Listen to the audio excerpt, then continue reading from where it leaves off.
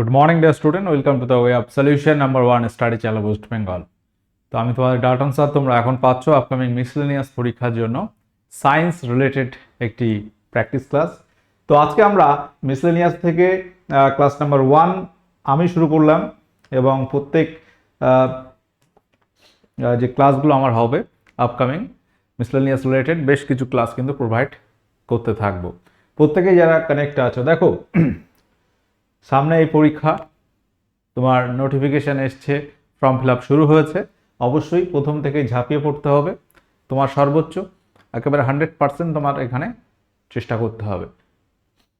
তো যাই হোক, তো আমাদের যে ক্লাস রুটিনগুলো আছে সেগুলো তোমরা পেয়ে যাবে আমাদের the way of solution Telegram গ্রুপে। প্রত্যেক ক্লাসের লিঙ্ক, নোটিফিকেশন, এবং আমরা বিভিন্ন পরীক্ষা ওরিয়েন্টেড ব্যাচ করাচ্ছি TWS একাডেমি অ্যাপে। এই অ্যাপ প্লে স্টোর থেকে তোমরা ডাউনলোড করতে পারবে, এবং এখানে আমাদের নতুন কিন্তু মিসলেনিয়াসের একটা ব্যাচ শুরু হয়েছে, একদম কারেন্ট ব্যাচ, রিসেন্ট ব্যাচ, এই মাসেই শুরু হয়েছে মিসলেনিয়াস ফাউন্ডেশন ব্যাচ, যেখানে মিসলেনিয়াস প্রিলিমস তোমার কভার হবে।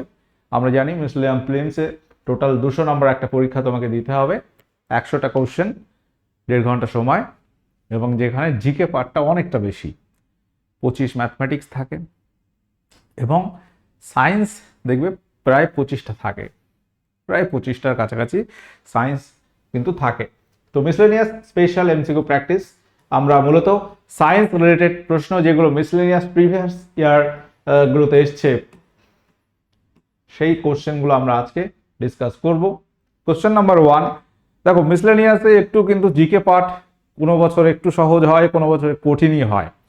স্ট্যাটিক জিকেতে বেশ অনেক কোশ্চেন থাকে, এবং সেইগুলো তোমাকে খেয়াল রাখতে হবে। গত মিসলেনিয়াস পরীক্ষার কোশ্চেনটা একটু তুলনামূলক সহজ হয়েছিল, কিন্তু তার আগের বছরগুলো তুমি যদি দেখো যথেষ্ট মানে কি বলবো, স্ট্যান্ডার্ড টু হার্ড কোশ্চেন হয়, মডারেট টু হার্ড। তো আমাদের সেইভাবে প্র্যাকটিস করতে হবে।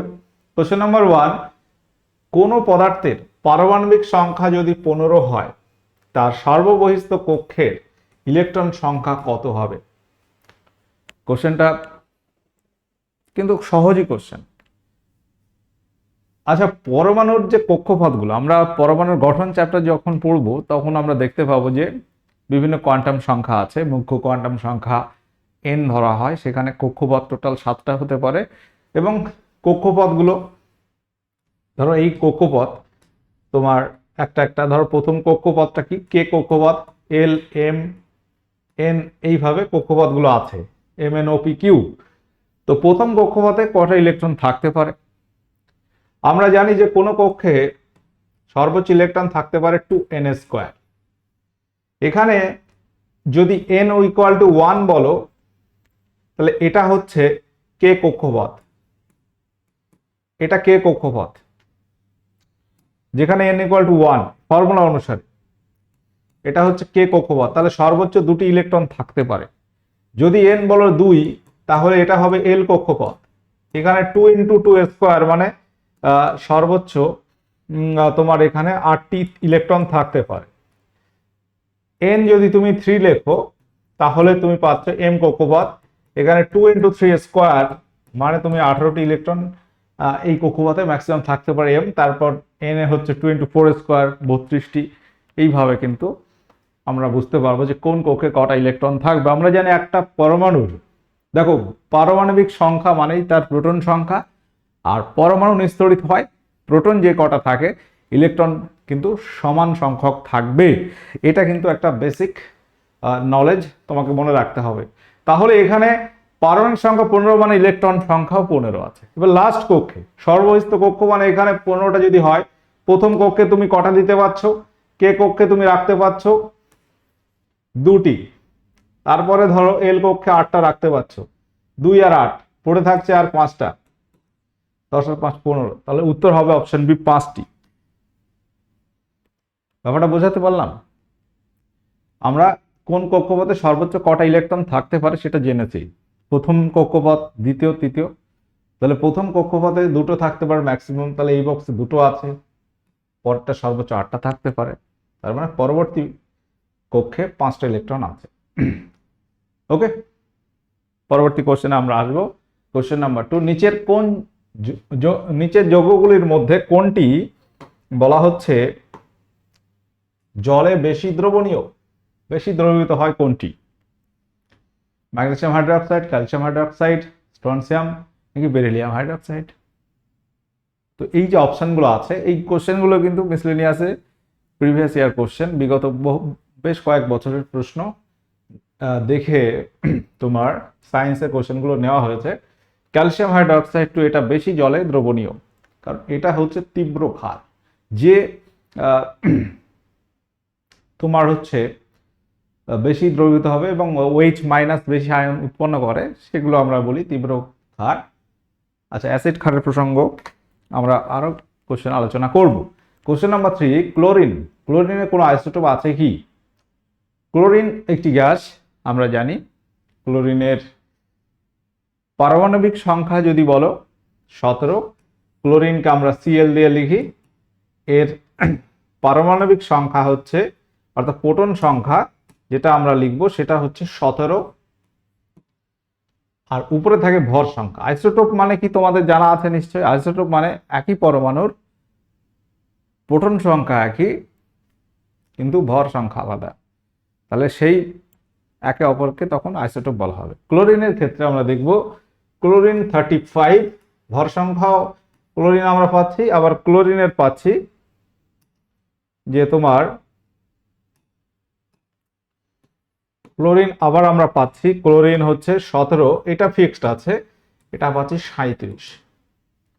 অর্থাৎ এটা ক্লোরিন পরমাণু, এটাও ক্লোরিন, কিন্তু এর ভর সংখ্যা দুটো আলাদা, ভর সংখ্যা আলাদা কিন্তু প্রোটন সংখ্যা সমান, তাহলে এদেরকে আমরা একে অপরের আইসোটোপ বলি। তো ক্লোরিনের ক্ষেত্রে আমরা পাচ্ছি আইসোটোপ আছে এবং সেটি হচ্ছে দুটি। অপশন এখানে বি রাইট অ্যান্সার হবে। হাইড্রোজেনের যেমন 3টে আইসোটোপ, প্রোটিয়াম, ডয়টেরিয়াম, ট্রিটিয়াম, এরকম অনেক পরমাণুর আইসোটোপ আমরা দেখতে পাই। কোশ্চেন নাম্বার 4, যে মৌলটি জলের সঙ্গে বিক্রিয়ায় অক্সিজেন গ্যাস উৎপন্ন করে সেটি হলো কি?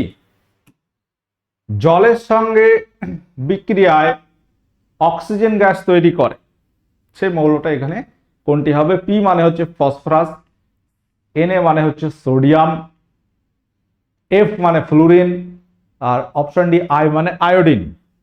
এই সংকেতগুলো মনে রাখতে হবে তোমার।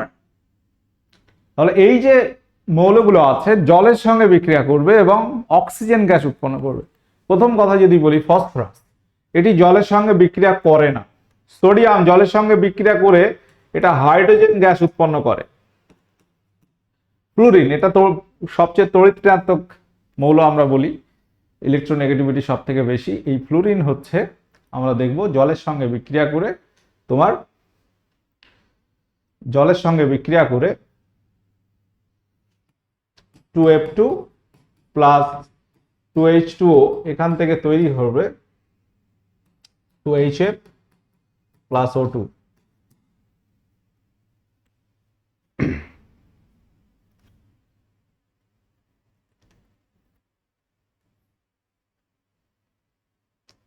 এটা তোমার তৈরি করবে হাইড্রোজেন ফ্লুরাইড এবং অক্সিজেন, অক্সিজেন গ্যাস উৎপন্ন করবে ফ্লোরিনের বিক্রিয়ায়। কোশ্চেন নাম্বার 5, পরবর্তী কোশ্চেন আমরা আসছি, নিচের কোন অ্যাসিডটি সবচেয়ে তীব্র? কোন অ্যাসিড সবচেয়ে তীব্র অ্যাসিড? দেখো, তীব্র আর মৃদু অ্যাসিড আমরা কিভাবে বুঝি? যে অ্যাসিড জলীয় দ্রবণে H+ আয়ন বেশি উৎপন্ন করে সেটা তীব্র, আর যেটা কম করে সেটা হচ্ছে মৃদু। ওকে, যেমন HCl অর্থাৎ হাইড্রোক্লোরিক অ্যাসিড, সালফিউরিক অ্যাসিড জলীয় দ্রবণে সবচেয়ে বেশি আয়নিত হয় এবং সেটি হচ্ছে তীব্র অ্যাসিড, যেটা বেশি আয়নিত হবে। আর যেগুলো কম হবে সেগুলো মৃদু অ্যাসিড।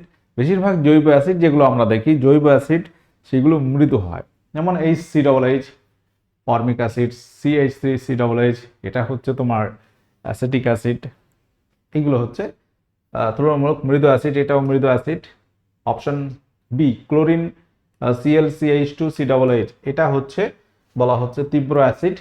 বলছে ক্লোরিন গ্রুপের সঙ্গে কার্বনের এবং এই যে OH কার্বনের সঙ্গে OH হাইড্রক্সিলের কাছে থাকা ইলেকট্রন গ্রহণের প্রবণতা এর বেশি হয়, যার ফলে এটি তীব্র অ্যাসিড হবে।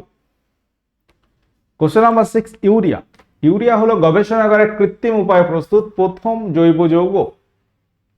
এই যৌগটিকে প্রস্তুত করেছেন বলতে হবে। তো ইউরিয়া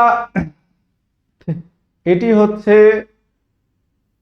রসায়নাগারে তৈরি করা, মানে তৈরি হয়েছে এরকম বা আবিষ্কৃত হয়েছে প্রথম জৈব যৌগ ইউরিয়া। ইউরিয়া আবিষ্কারক বিজ্ঞানী ওহলার, ফ্রেডরিক ওহলার, বা এখানে অপশন বি এখানে রাইট অ্যান্সার হবে, হোলার আছে। জার্মান রসায়নবিদ ফ্রেডরিক ওহলার তিনি 1828 সালে প্রথম অ্যামোনিয়াম সায়ানেট থেকে ইউরিয়া সংশ্লেষিত করেছিলেন। অপশন বি এখানে সঠিক উত্তর হবে। কোশ্চেন নাম্বার 7, দেহকোষের ডিপ্লয়েড নিউক্লিয়াসকে কি বলা হয়? ডিপ্লয়েড মানে হচ্ছে 2n সংখ্যক নিউক্লিয়াস। এটাকে আমরা কি বলতে পারি? প্রো নিউক্লিয়াস, হেমি নিউক্লিয়াস, তোমার অ্যাম্ফি নিউক্লিয়াস, নাকি হেটেরোক্যারিয়ন? নামটা কি বলতে হবে? ডিপ্লয়েড নিউক্লিয়াসকে কি বলা হয়? সঠিক উত্তর কি হবে? প্রত্যেকেই যারা ক্লাসে আছো, দেখো কোশ্চেন যেগুলো তোমাদের জানা থাকবে না সেগুলো নোট করবে, বা ভুল হচ্ছে সেগুলো লিখে নেবে, কারণ এইগুলো পরীক্ষা আসা প্রশ্ন। তোমাদের প্রশ্নটা আগে দেখতে হবে, শুধু গতবার কেমন কোশ্চেন এসছে ওটা ভাবলে হবে না। বিগত কয়েক বছর যে প্রশ্নগুলো আমরা পাচ্ছি, গুগল সার্চ করলে তুমি পেয়ে যাবে previous year miscellaneous question paper, তো সেইগুলো তোমাকে দেখতে হবে। অপশন ডি হচ্ছে হেটেরোক্যারিয়ন বলা হয়, যেটা ডিপ্লয়েড নিউক্লিয়াস 2n সংখ্যক। দুটি বা তার বেশি নিউক্লিয়াস যখন দেহকোষের সাইটোপ্লাজমে থাকে সেটাকে হেটেরোক্যারিয়ন বলা হয়। কোশ্চেন নাম্বার 8, শ্বাসনালী বা ফুলকা দেখা যায় যে প্রাণীতে? সেটা হচ্ছে লিমুলাস বা রাজক্যাকড়া, মশার লার্ভা, পাখি, স্যালামেন্ডার। তো এখানে সঠিক উত্তর কি হবে? প্রত্যেকে যারা কানেক্ট আছো বলো। সঠিক উত্তর হয়ে যাবে অপশনে রাজক্যাকড়া। অপশনে এখানে রাইট অ্যান্সার হবে। কোশ্চেন নাম্বার 9, নিম্নলিখিত কোনটি পিরিমিডিন বেস নয়? পিরিমিডিন বেস নয়, তাহলে পিরিমিডিন বেস নয় মানে হচ্ছে তোমাকে বার করতে হবে পিউরিন বেস। ডিএনএ এবং আরএনএ, এখানে আমরা দেখব adenine, guanine, thiamine, cytosine DNA তে আছে, আর আরএনএ তে অ্যাডেনিন, গুয়ানিন, থিয়ামিন নেই, ওখানে ইউরাসিল আর সাইটোসিন আছে। ডিএনএ, আরএনএ এই চারটে উপাদান আমরা যেটা দেখলাম, এই যে নাইট্রোজেন বেসগুলো, এটাকে দুটো ভাগে ভাগ করা হয়, পিউরিন আর পিরিমিডিন। পিরিমিডিন বেস নয় এখানে কোনটি? দেখো থাইমিন, ইউরাসিল, সাইটোসিন, গুয়ানিন আছে। থাইমিনের জায়গায় ইউরাসিল থাকে হচ্ছে থিয়ামিন, বা থাইমিনের জায়গায় ইউরাসিল থাকে আরএনএ তে, আর সাইটোসিন কমন থাকে। কারণ এখানে অপশন বি গুয়ানিন, গুয়ানিন হচ্ছে পিউরিন বেস। পিউরিন বেস হচ্ছে দুটি, যেটা হচ্ছে অ্যাডেনিন, অ্যাডেনিন এবং গুয়ানিন।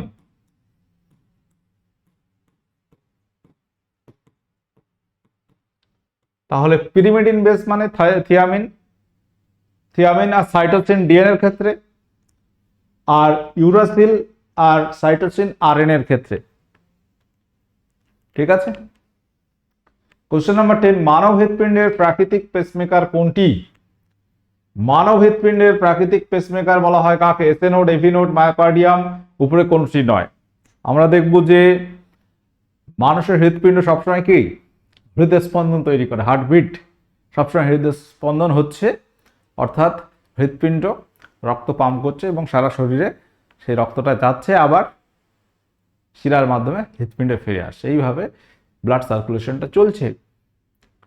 ওকে, তো এই যে হৃদস্পন্দন তৈরি করতে সাহায্য করে, আমরা দেখব যে এসএ নোড আছে, এভি নোড, হিজের বান্ডিল, পার্কিনজি তন্তু, অনেক কিছু আছে। তার মধ্যে এসএ নোডটাকে আমরা বলি প্রাকৃতিক পেসমেকার বা স্বাভাবিক পেসমেকার। এভি নোডকে বলা হয় রিজার্ভ পেসমেকার। এটাকে বলা হয় রিজার্ভ পেসমেকার। ঠিক আছে, পরবর্তী কোশ্চেনে আসবো। কোশ্চেন নাম্বার 11, সুষম খাদ্যে কার্বোহাইড্রেট, ফ্যাট এবং প্রোটিনের অনুপাতটা কেমন থাকে? প্রত্যেক আনসার করবে। সুষম খাদ্য অর্থাৎ ব্যালেন্স ডায়েট, যেখানে একজন ব্যক্তির আমরা জানি প্রায় অন অ্যাভারেজ 2500 কিলো ক্যালোরি শক্তি প্রয়োজন হয় প্রতিদিন, অ্যাভারেজ আমরা বললাম। তো সেখানে কতটা কার্বোহাইড্রেট খেতে হবে, কতটা ফ্যাট, কতটা প্রোটিন, এই রেশিওটা কেমন হবে? Option A 1:1:1, option B 2:1:1, option C 4:1:1, নাকি 6:1:2? তো এখানে সঠিক উত্তর কি হবে? তোমাদের যে সুষম খাদ্য উপাদান, সেখানে শুধু যে একটা ধরনের খাদ্য থাকবে তা নয়, শুধু যে প্রোটিন খেতে হবে বা শুধু কার্বোহাইড্রেট এরকম নয়, সব রকম খেতে হবে। প্রোটিন, ফ্যাট, কার্বোহাইড্রেট সব রকম উপাদান থাকবে এবং সেটা হবে 4:1:1। অর্থাৎ কার্বোহাইড্রেট যদি তুমি 400 গ্রাম খাও, কথার কথা, ফ্যাট খেতে হবে তোমার 100, এটা খেতে হবে 100, এইভাবে রেশিওটা হবে আর কি, 4:1:1, এই কিন্তু রেশিও। স্তন্যপায়ী প্রাণীর স্নায়ুকোষ সর্বদা যে দশায় থাকে সেটি হলো কি? জি0 দশা, জি দশা, জি1 দশা, নাকি এম দশা? দেখো, একটা কোষ বিভাজন আমরা যদি দেখি, কোষ বিভাজন সময় সব কোষ বিভাজিত হয় না, যেমন স্নায়ুকোষ বিভাজিত হয় না, তাই তো? এবার কোষ চক্র আমরা যদি দেখি, একটা সেল সাইকেল যদি আমরা দেখি, তো সেখানে দেখা যাবে প্রথম আছে জি1 দশা, তারপর এস দশা, জি2 বা গ্যাপ 2 দশা, তারপর হচ্ছে এম ফেজ বা মাইটোটিক দশা, যেখানে বিভাজন দশা বলা হয়। তো জি1 দশার মধ্যে একটা পয়েন্ট থাকে জি0 বা গ্যাপ দশা, গ্যাপ 0 দশা, এটা জি1 এর মধ্যে থাকে। তো ব্যাপারটা কি, একটা কোষ বিভাজিত হবে কি হবে না সেটার প্রসেসিং হয়। প্রথম জি1 একটা গ্যাপ চলে, যে এই কোষ মানে সিস্টেমে আপডেট হচ্ছে যে এই কোষ বিভাজিত হতে পারবে না পারবে না। ধরো জি0টা এরকম একটা ব্যাপার, এটা একটা গর্ত, সেই জি0-এ যদি কোনো কোষ পড়ে যায় সেই গর্তে, এইভাবে ভাবতে পারো, তাহলে সেই কোষটা বিভাজিত হবে না। যে কোষ জি0 দশায় থেকে যাবে সেই কোষ আর বিভাজিত হয় না। যেমন সেন্ট্রোজোম, সেটাও জি0-এ থাকে। তারপর একটা চেক পয়েন্ট থাকবে, সংশ্লেষ দশা আসবে, তারপর আবার সংশ্লেষ মানে প্রস্তুত হচ্ছে আবার গ্যাপ, তারপর লাস্টে হচ্ছে মাইটোটিক দশায়, যেখানে বিভাজন দশা, প্রোফেজ, মেটাফেজ, অ্যানাফেজ, টেলোফেজে কোষটা বিভাজিত হয়ে যায়। তো এইরকম একটা দশার মধ্য দিয়ে আমরা দেখব যে কোষ বিভাজনটা সম্পন্ন হয়। তাহলে এই যে আলোচনা, এর মধ্যে থেকে আমরা পাচ্ছি যে গ্যাপ, জি মানে হচ্ছে গ্যাপ, জি মানে হচ্ছে গ্যাপ, এটা জি0 বলা হয়, জি0 বা জি0 দশা, যেখানে যে কোষ থাকবে সেই কোষ আর বিভাজন হবে না। নিম্নোক্ত কোন দুটি নিউক্লিয়াসে নিউট্রন সংখ্যা সমান? এই তোমাকে খুঁজে বার করতে হবে। নিউট্রন সংখ্যা সমান, দেখো এখানে কিছু বলে দেয়নি, তোমাকে বলেছে শুধু ভর সংখ্যা বলে দিয়েছে। Neon, hydrogen, helium, lithium, beryllium, boron, carbon, হ্যাঁ, নাইট্রোজেন, অক্সিজেন, নিয়ন, নিয়ন হচ্ছে 20, এখানে এটা হচ্ছে তোমার হচ্ছে 10, এনি এটা 21, এটা 10 প্রোটন সংখ্যা। নিউট্রন সংখ্যা আমরা কিভাবে বার করি? নিউট্রন সংখ্যা যদি n ধরি, জেড মাইনাস প্রোটন, জেড মানে হচ্ছে ভর সংখ্যা, এটা মানে ধরো জেড, ঠিক আছে, এটা মানে জেড, তাহলে এখানে 21 মাইনাস 10 মানে একটা আসছে 11, 21 বিয়োগ 10 মানে 11, আবার n ইকুয়াল টু আসছে 20 মাইনাস 10 মানে হচ্ছে 10, তার মানে এখানে নিউট্রন সংখ্যা সমান হচ্ছে না।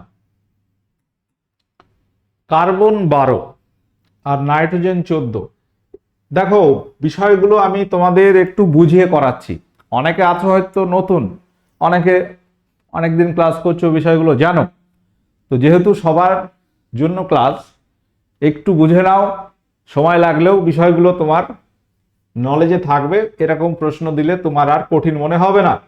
কার্বনের আমরা জানি ভর সংখ্যা হচ্ছে এখানে 12 আর প্রোটন সংখ্যা 6, তার মানে এখানে নিউট্রন কটা? 12 মাইনাস 6 মানে হচ্ছে 6টি।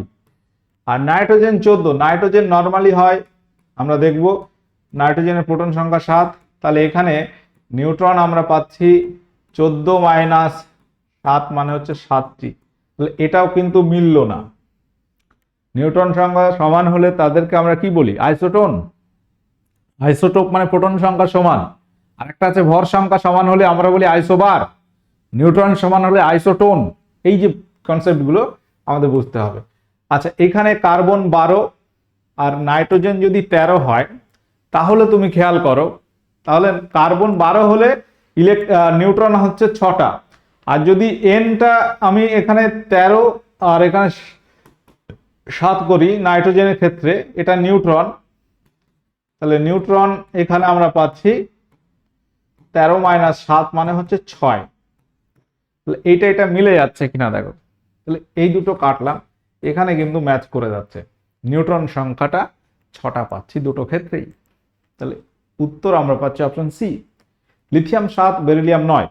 Lithium 7, hydrogen helium lithium. Lithium হালকা ধাতু 3, এর হচ্ছে লিথিয়ামের প্রোটন সংখ্যা 3 7। তাহলে এখানে নিউট্রন হচ্ছে 4টি। এটা থেকে এটা বিয়োগ করতে হবে, উপর থেকে নিচে বিয়োগ করলে নিউট্রন পাচ্ছি। মনে রাখবে উপরটা ভর সংখ্যা। Beryllium, hydrogen helium lithium beryllium, beryllium হচ্ছে 4 আর এটা 9, তাহলে নিউট্রন হচ্ছে 5। তাহলে এটাও কিন্তু সমান হলো না, একমাত্র অপশন সি এখানে রাইট অ্যান্সার হচ্ছে। আশা করি তোমরা বিষয়টা বুঝতে পেরেছো। পরবর্তী কোশ্চেন আসবো, কোন পদার্থের পারমাণবিক ভর 24 এবং পারমাণবিক সংখ্যা 12 হলে তার তুল্যাঙ্ক ভার কত? দেখো, এই ধরনের অঙ্কগুলো পরীক্ষায় এসছে মিসলেনিয়াস বিগত বছরে। এবার এই বিষয়গুলো তুমি যদি না জানো পরীক্ষা কিভাবে করবে, যে কিভাবে তুল্যাঙ্ক ভার বার করতে হবে। তুল্যাঙ্ক ভার বার করতে গেলে আমাদের লাগে হাফ ইন্টু নয়, সরি, কোন বস্তুর পারমাণবিক ভর ভাগ হচ্ছে যোজ্যতা বা ভ্যালেন্সি। যোজ্যতা হচ্ছে লাস্ট পক্ষে ইলেকট্রন সংখ্যা বা কটা ইলেকট্রন পেয়ার নেই, খালি ইলেকট্রন সংখ্যা। এখানে পারমাণবিক সংখ্যা 12 মানে মৌলটা হচ্ছে ম্যাগনেসিয়াম। ঠিক আছে, ম্যাগনেসিয়ামের পারমাণবিক সংখ্যা 12, তার মানে শেষ কক্ষে ইলেকট্রন কটা আছে? Kl m 2। শেষ কক্ষে ইলেকট্রন হচ্ছে 2টি, মানে যোজ্যতা 2। তাহলে এক্ষেত্রে তুল্যাঙ্ক ভার মানে এটা। তাহলে পারমাণবিক ভার 24 যদি হয়, যোজ্যতা যদি 2 হয়, আমরা অ্যান্সার পাচ্ছি 12। তাহলে এখানে আমাদের অ্যান্সারটা আসছে অপশনে 12টি। তাহলে তুল্যাঙ্ক ভার মানে কোনো পদার্থের পারমাণবিক ভর ভাগ তার যোজ্যতা। এখানে পারমাণবিক সংখ্যা দিয়ে তুমি বুঝতে পারবে সেই মৌলটির যোজ্যতাটা কত। ঠিক আছে, যোজ্যতা কত? এখানে যোজ্যতাটা আমরা পেলাম 2টি।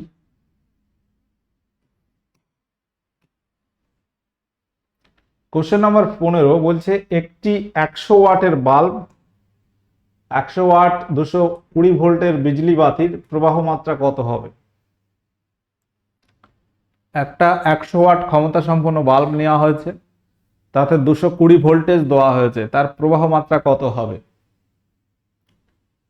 ওকে, কত অ্যাম্পিয়ার ফ্লো হচ্ছে, কারেন্ট ফ্লো হচ্ছে কত অ্যাম্পিয়ার, সেটা বার করতে গেলে আমাদের কিভাবে বার করতে হবে? একটা ফর্মুলা আছে। ফর্মুলা হচ্ছে তোমার ক্ষমতা ইকুয়াল টু তড়িৎ ক্ষমতার W ইকুয়াল টু তোমার এখানে আমরা V ইকুয়াল টু IR পাই। এখানে তড়িৎ প্রবাহ মাত্রা আমরা দেখব V into I, voltage into প্রবাহ মাত্রা মানে হচ্ছে তড়িৎ ক্ষমতা। তাহলে এখান থেকে আমাদের I বার করতে হলে I equal to W by V, এটা আমাদের করতে হবে। তার মানে এখানে আমরা পাচ্ছি W মানে হচ্ছে 100 ওয়াট আর V মানে 220। এখানে 0 0 কাটো, 5/11, 5/11 অ্যাম্পিয়ার। ক্ষমতা ইকুয়াল টু তড়িৎ প্রবাহ মাত্রা। এই ক্ষমতাটাকে আমরা W ওয়াট লিখেছি, তড়িৎ ক্ষমতা। তড়িৎ প্রবাহ মাত্রার সঙ্গে বিভব পার্থক্য গুণ করতে হবে, সেই সেন্সে আমরা গিয়েছি। প্রবাহ মাত্রা I, এটা V, এটা ধরো W। W equal to I into V। ডব্লুটাকে এখানে আমরা ক্ষমতা ধরছি, ঠিক আছে, প্রমাত্রাটাকে I ধরছি, বিভব পার্থক্য V। এই হচ্ছে ফর্মুলা। এই ফর্মুলা তুমি যদি জানো, তোমার অঙ্ক করতে সময় লাগবে কয়েক সেকেন্ড লাগবে, আর যদি না জানো মনে হবে ভীষণ কঠিন প্রশ্ন দিয়েছে, এ তো পারা যাবে না, কিন্তু আদতে বিষয়টা সেরকম নয়। কোশ্চেন নাম্বার 16 বলছে একটি শঙ্কর লম্বা মটর গাছের সঙ্গে একটি বামন গাছের, শঙ্কর লম্বা মটর গাছ আর একটা বামন গাছের মধ্যে নিষেক ঘটালে F1 জনুতে লম্বা এবং বেটে গাছের ফেনোটাইপ হার কি হবে? ফেনোটাইপ মানে হচ্ছে তার বাহ্যিক বৈশিষ্ট্যটা কেমন হবে, সে কতটা লম্বা কটা বেটে হবে। একটা শঙ্কর লম্বাটা আমরা কিভাবে দেখি? শঙ্কর লম্বাটাকে আমরা ক্যাপিটাল টির সঙ্গে স্মল টি দিচ্ছি, এটাকে বলছি শঙ্কর লম্বা। এটাকে আমরা ক্যাপিটাল টির সঙ্গে স্মল টি। আর একটা বামন গাছ মানে দুটো স্মল। আর যদি বিশুদ্ধ লম্বা হতো, বিশুদ্ধ লম্বা যদি বলতো আমরা কিভাবে ধরতাম? বিশুদ্ধ লম্বা যদি বলা হতো, এটাকে আমরা ক্যাপিটাল টি ধরতাম দুটোই। তাহলে এইটা আমাদের লাগছে না। তাহলে এই দুটো মটর গাছের মধ্যে যদি সংকরায়ন ঘটানো হয়, তাহলে রেজাল্ট আমরা কি পাচ্ছি দেখো। এইটি এর সঙ্গে এইটি একটা নিলাম, আমরা পাচ্ছি ক্যাপিটাল টি স্মল টি। আবার এইটি এর সঙ্গে এইটি একটা নিচ্ছি, capital T small tea. Clear? এইটি এর সঙ্গে এইটি যদি আমরা নিই, তাহলে দুটোই পাচ্ছি স্মল টি। আবার এইটি এর সঙ্গে এইটি যদি আমরা নিই, দুটোই স্মল টি পাচ্ছি।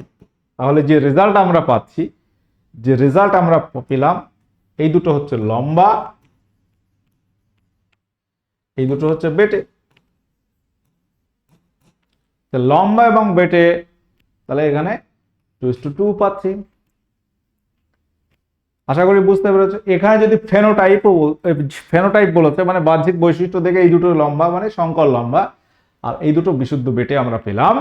যদি বলতো জেনোটাইপ কি হবে? জেনোটাইপ মানে হচ্ছে জিনগত এখানে যে অনুপাতটা, দুটো শঙ্কর লম্বা, এটাও 2:2 হতো, জেনোটাইপও 2:2 হতো, কারণ দুটো শঙ্কর দুটো বিশুদ্ধ বেটে আমরা পেয়েছি। অপশন ডি এখানে সঠিক উত্তর হবে। কোশ্চেন নাম্বার 17 বলছে কোষ প্রাচীর পাওয়া যায় কোন কোন ক্ষেত্রে? প্রাণী কোষে, উদ্ভিদ প্রাণী উভয় কোষে, উদ্ভিদ ব্যাকটেরিয়া উভয় কোষে, কেবলমাত্র ব্যাকটেরিয়া কোষে।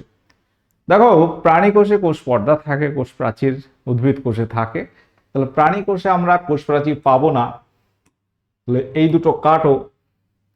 উদ্ভিদ কোষে আমরা নিশ্চয়ই পাবো, আবার ব্যাকটেরিয়া কোষে আমরা কোষ প্রাচীর দেখতে পাই। অপশন সি এখানে সঠিক উত্তর হবে।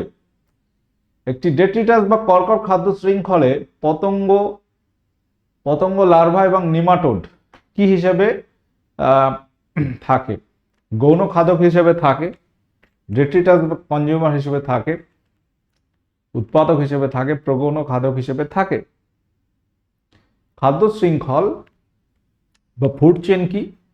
ধরো একটা ঘাস খাচ্ছে ফড়িং, ফড়িংকে খাচ্ছে ব্যাং, ব্যাংকে সাপ, সাপকে কি বলছে? সাপকে খাচ্ছে ধরো বাজ পাখি বা ময়ূর। এই একটা খাদ্য, এটাকে শিকারীজীবী বা গ্রেজিং খাদ্য শৃঙ্খল বলা হয়। খাদ্য শৃঙ্খল তিনটে ভাগ আমরা দেখতে পাই, একটা গ্রেজিং বা শিকারীজীবী, আর একটা প্যারাসাইটিক পরজীবী খাদ্য শৃঙ্খল, আর একটা হচ্ছে ডেট্রিটাস খাদ্য শৃঙ্খল বা কর্কট খাদ্য শৃঙ্খল বলা হয়। এখানে ডেট্রিটাস প্রথম কনজিউমার হিসেবে থাকে, প্রাথমিকভাবে থাকে। কর্কট খাদ্য শৃঙ্খল এটা হচ্ছে মৃত উদ্ভিদ থেকে শুরু হয়, ঠিক আছে। আর এখানে কনজিউমার মানে খাদক হিসেবে, ডেট্রিটাস কনজিউমার হিসেবে থাকে, মৃত উদ্ভিদ প্রাণী থেকে শুরু হবে। মাছির লার্ভা, ঠিক আছে, মাছির লার্ভা, নেমাটোড, এগুলো হচ্ছে 2 নম্বরে থাকে। কনজিউমার, খাদক হিসেবে থাকে। ঠিক আছে, প্রথম সেকেন্ড ফেজে থাকবে। নিম্নলিখিত কোন প্রাণীতে মুক্ত সংবহনতন্ত্র আছে? মুক্ত সংবহনতন্ত্র আমরা কাদের দেখতে পাবো? উত্তর হচ্ছে আরশোলার ক্ষেত্রে। ব্লাড সার্কুলেশন একটা ওপেন আর একটা ক্লোজড। মানুষের ক্ষেত্রে বদ্ধ, মাছের ক্ষেত্রে মানে ওপেন। আচ্ছা, প্রত্যেকে যারা কানেক্ট আছো, এটা আমাদের লাস্ট কোশ্চেন। এটা তোমরা করো, এটা 20 নম্বর কোশ্চেন। উত্তর কি হবে বলো? অভিব্যক্তি বা বিবর্তনের তত্ত্ব অর্জিত বৈশিষ্ট্যের বংশানুসরণ। এটি কার মতবাদ? এটি হচ্ছে ল্যামার্কের মতবাদ, অপশন বি। তোমরা যারা কানেক্ট আছো, যদি মিসলেনিয়াস আমাদের কাছে পড়তে চাও, পিএসসি মিসলেনিয়াসের একদম নতুন ব্যাচ আমরা শুরু করেছি, অবশ্যই যোগদান করতে পারো ব্যাচে। তোমরা এটা হোমওয়ার্ক করবে, পরের ক্লাসে আমরা ডিসকাস করবো। আজকের সেশন এখানে এন্ড করছি, দেখা হবে পরবর্তী সেশনে। ওকে, টাটা, বাই।